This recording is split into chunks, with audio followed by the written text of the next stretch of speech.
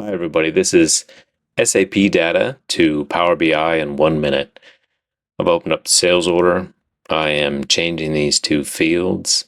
You note the clock in the bottom right, my desktop clock. Saving this, going over to Power BI. I'm doing a manual refresh of this just because a scheduled refresh, usually is just going at the top of the minute. And so we're going to go back to the dashboard and I'm going to hit a refresh on this as well. And in a moment, you're going to see document 30 at the top of the list. 12:38 and 31 seconds. I'm going to go back over to the full changes over here. You can see I've added in the customer information. There's the document again.